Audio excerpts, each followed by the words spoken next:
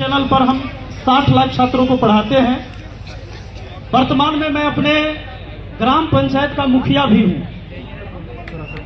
तो मैं जो देख रहा हूं, जो कि शिक्षा पर बात हो रही थी, लगातार हमारे साथियों ने बात किया, बहुत अच्छी बातें कहा। आज देश में लगभग 90,000 स्कूलों को बंद किया गया या मर्ज किया गया, जिसमें मेरे पंचायत का भी एक स्कूल शामिल है। मैं आप लोगों से पूछना चाहता हूं कि वह स्कूल जो आज से 20 साल पहले जरूरत थी, समाज को 15 साल पहले जरूरत थी, उस 15 साल में आबादी अब आकर बढ़ा है। हमारे देश का यह आबादी घट गया। जनसंख्या बढ़ा कि घटा हमारा?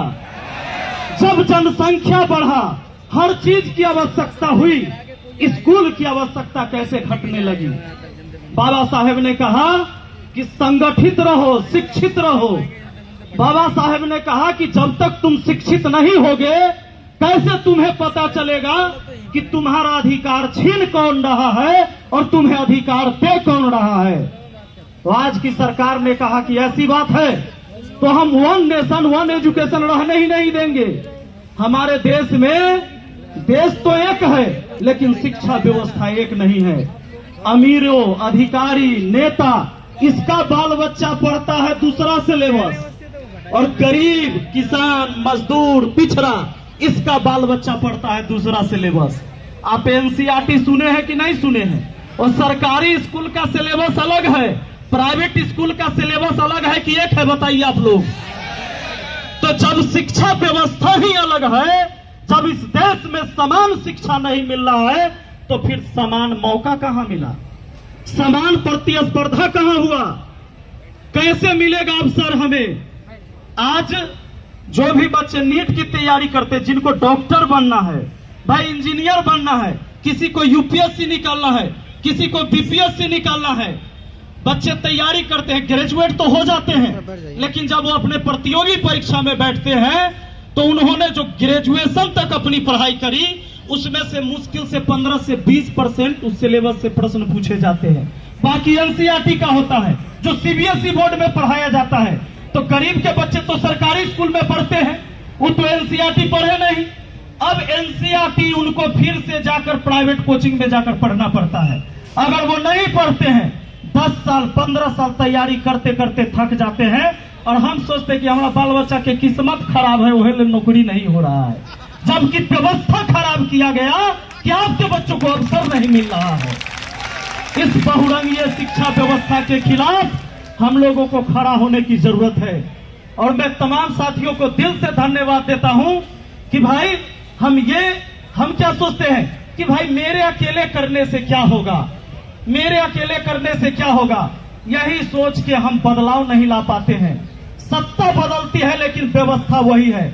आज बिहार में चुनाव होने जा रहा है, सरकारें मुफ्त की सारी चीजें बांट रही है, रोजगार छीन छीन कर राशन बांटा जा रहा है, लोगों को हाथ में कटोरा पकड़ाया जा रहा है, भिखमंगा बनाया जा रहा है, लेकिन बाढ़ से बचने के लिए पूरे बिहार में कोई ऐसी व्यवस्था नहीं है।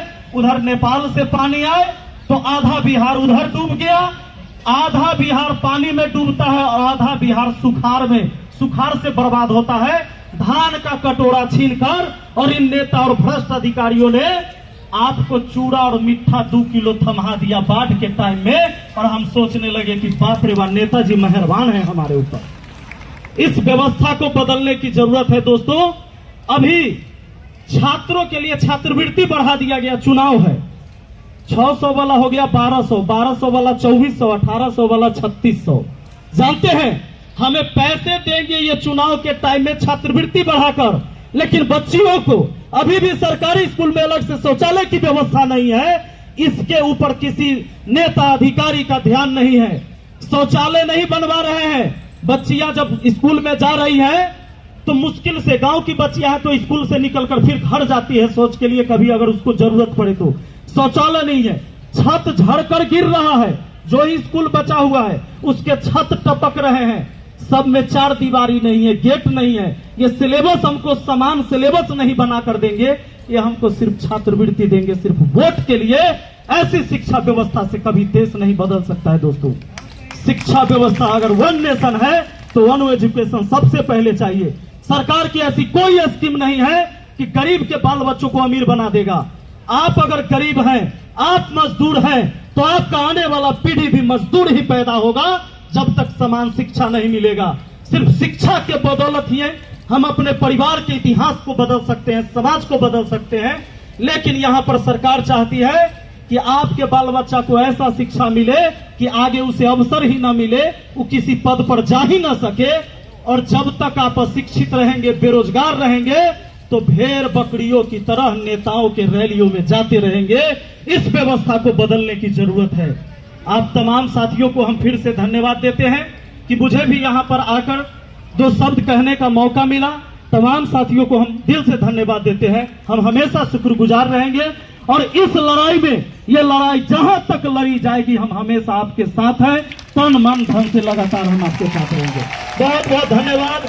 जय हिंद, जय भारत, जय भीम, जय संविधान। Thank you. साथियों,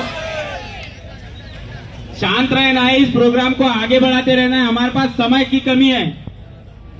साथियों, समय की अगली कड़ी में मैं आमंत्रित करना चाहूंगा माननीय मोतीलाल सिंघानिया सर, जो कि राष्ट्रीय अध्यक्ष है भारतीय विद्यार्थी छात्रावास संघ। सर आए और समय को ध्यान में रखते हुए अपनी बात रखी।